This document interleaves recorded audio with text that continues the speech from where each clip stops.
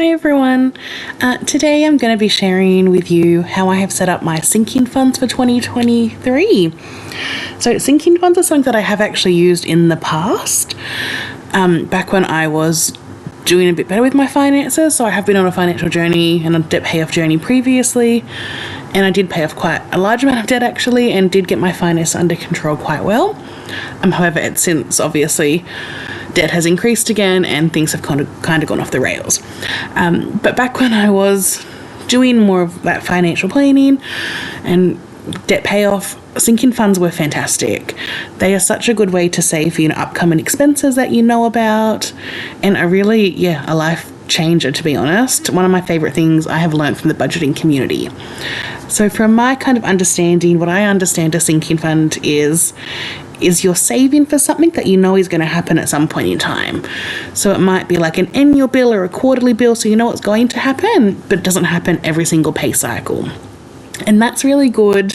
What I have found to be good for is those larger bills. So, an annual bill that might be $1,000, it's going to be really difficult to come up with $1,000 in one paycheck. But if you've put small amounts of money away throughout the entire year or in the months leading up to it, it's going to be a lot easier just to have that money ready to go. The other type of sinking fund I use, besides the ones that have set due dates for bills, is just like a revolving sinking fund. And once again, that's kind of for an expense that you know is going to happen at some point, but it may not have a specific due date. So things like car maintenance or house maintenance, there's always going to be maintenance needed at some point in time. No one gets by without that. So it's good to have some money set aside for those things. However, we don't really know when that's going to happen. It's random. So there's not always a due date. So I love sinking funds, as I've mentioned. Today I'm just going to talk through the ones I have got listed for 2023, and you will be seeing these regularly in every budget setup that I do. So my first sinking fund that I have is Sydney Water.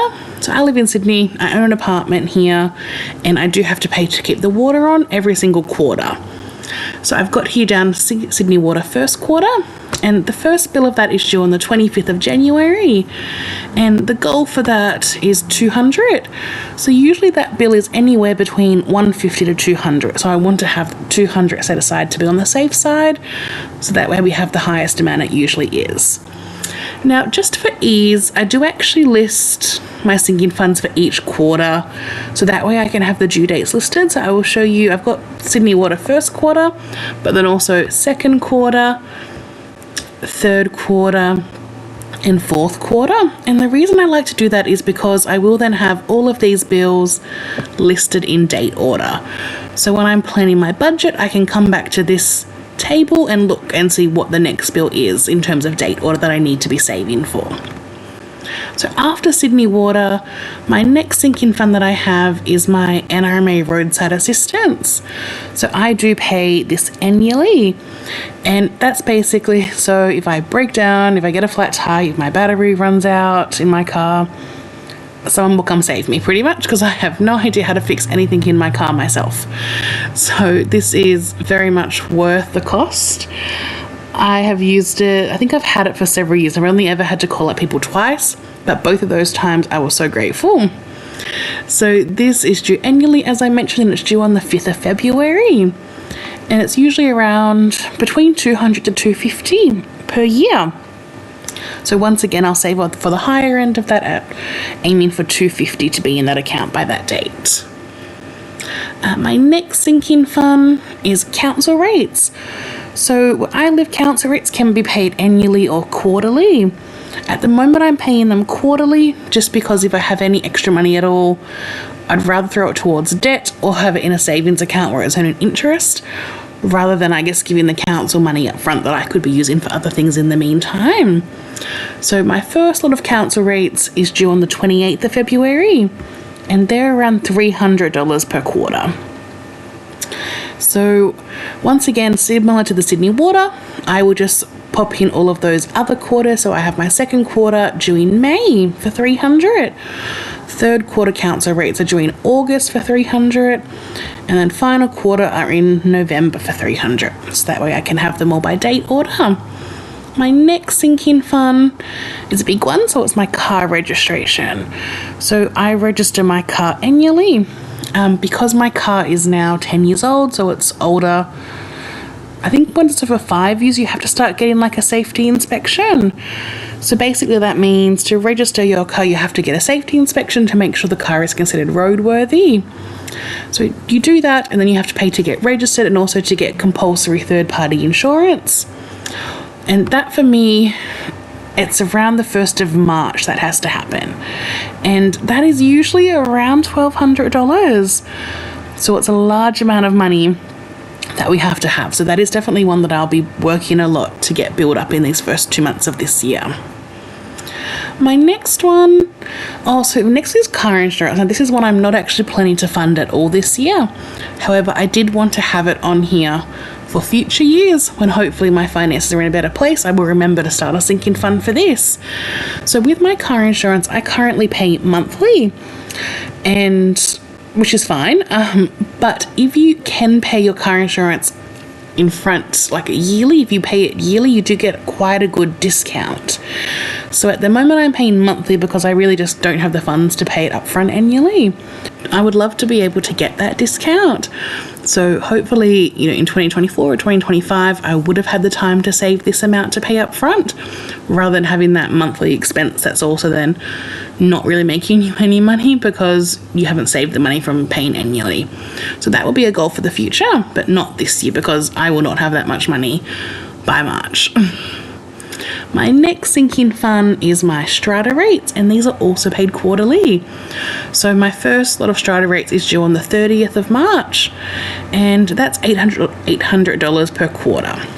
So for anyone that doesn't know, strata rates are basically when you live in a property where there is shared common areas. So that might be like an apartment building or like a group of townhouses. You actually have like a strata committee that manages the common property. So from me living in a unit or an apartment, someone has to manage the hallways to get to the apartment, the lift, the car park. And so we pay money to them and they manage all the common areas of the property. And because that's quarterly, I will add in those. So my second lot of strata rates is due at the end of June for $800. My third lot of strata rates is due at the end of September. And my fourth right at the end of December for $800. And I will say something with strata rates is that with inflation over the last 2 years, these have gone up ridiculous amounts. So back in 2020, I was paying $600 a quarter, and now I'm up to $800. So that's pretty crazy. That's, they've gone up $200 a quarter, which is a lot of money when you space that out over an entire year. My next sinking fund is my health insurance, and very similar to the car insurance, I'm not planning to actually save this year because it's also one of those situations where I currently pay it. This one I don't pay monthly, this one I pay fortnightly, so with every single paycheck. But once again, if you can pay it annually up front, you do get a discount. So for right now, I'm not going to aim for it, but eventually it would be nice to pay it annually to get that good discount. And my next sinking fund is a credit card fee. So one of my credit cards that I have is a rewards card. I think it's actually a Qantas points reward card, so I get frequent flyer points for using it. Now, there never used to be a fee on this when I got the card. This credit card used to actually be bundled in a package with my home loan, and recently the bank or provider that I'm with kind of dissolved that package. So now you no longer can package it with a home loan, which gets rid of the fee. The home loan and the credit card are separate entities, which means then you do have to pay the fee. So when I do pay off this credit card, now that it's no longer bundled, I would like to get rid of it so I can get rid of this fee. However, this is not the credit card that I'm tackling this year. So this is considered credit card number 2, which is I think number 4 on my debt snowball. So it very likely won't be paid off this year. So we will have to save the fee, which is $295, and that's due around July. So we'll save it this year.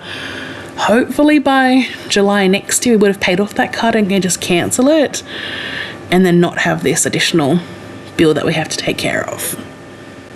My next sinking fund is just a professional registration. So once a year, I have to pay some money just to remain registered. I work in a healthcare profession, and yeah, I think it's a fine thing to do to keep my job. So that's due on the 15th of November, and that's usually around 115 to 120. So I've put there 120 to make sure we're covering that. Now, all of these are actually my sinking funds that have due dates. So these are all those annual and quarterly bills. The next lot of sinking funds I have are more of those revolving ones, so things that don't have a due date, but are expenses that will come up at some point in time. So my first one is unit maintenance or household supplies. So this I'm hoping would cover anything from, any maintenance that needs to happen. So like if the fire alarm needs replacing, if, there happen to be any plumbing issues or electrical issues, hopefully there's not. But if there was, those sort of things would come out of here. As well as things that are just generally needed for the households, like cleaning supplies, any furniture. Yeah, that would all kind of come out of this fund at some point. So this doesn't have a due date. Now, in terms of goal, so because these don't have a specific amount, there's not really like a goal that you have to work towards by a certain time frame.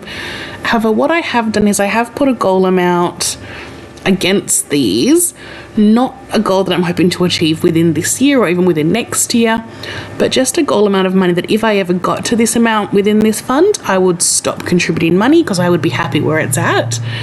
So for my unit maintenance, it would be $5,000. So if I ever got to having $5,000 in a unit maintenance fund, I would stop contributing and put my money elsewhere because I would be pretty comfortable with that amount. My next sinking fund is car maintenance.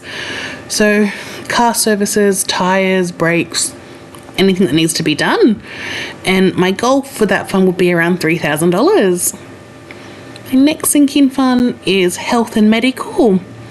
So getting things like I do wear glasses, so I have to pay for them every now and then. Medications. If I did ever have any bigger medical expenses and I wanted to use my health insurance, I would have to pay the gap for that. So anything that comes up related to those things. And my goal that I would stop contributing would be $1,500. Next, I have work-related expenses. So my job I do work in, you don't really need too many additional things, like most of it is covered from the company. I guess in this section, the few things I might have to buy, sometimes I do buy resources myself. I work with children, so sometimes I do buy, toys or stationery for the kids that just take a long time to get through work otherwise. So they're some minimal expenses. Otherwise, usually at least once a year, more like twice a year most of the time, I will do like a course. So that way, we're continuing to learn, keeping up to date with the best evidence for our clients and patients. So that is always something I have to pay for out of pocket as well. So there's not a due date for that. And kind of my goal would be to have $2,500 saved up at some point. My next sinking fund is travel vacation. One I'm definitely not contributing to while I'm trying to get rid of this debt. However, planning for the future, we would like to be able to, and I would like to get up to $5,000. I then have holidays. So for me, holidays are different than travel vacation. For me, I'm counting holidays as kind of like events and things like, Christmas, Easter, birthdays, those kind of more holiday events, not so much travel. So any kind of gift given would also fall under this, I feel like. And for that, I'd be happy with $1,500. So I'm currently single. I don't have like a family at the moment where I need to spend a lot of money on those things. So I am currently able to keep holiday expenses quite minimal. I know that might change in the future as life circumstances change. But for now, that's a category I don't feel like I need to have a big goal for. And my last sinking fund I have is personal. So personal is literally anything that I want to buy myself. So if I want to buy myself, makeup, clothing, something exciting like a hobby thing, a concert I want to go to, that would all fall under personal. And my goal for that, it would be $2,500. So if I ever got to that, I would stop contributing. I will just mention that there are a few, so with these revolving sinking funds, there are a few of them that are also regular line items in my budget, and I think that is household, health, medical, and personal. So every paycheck I do allocate, I think it is $50 for each of these things already, like within my variable spending.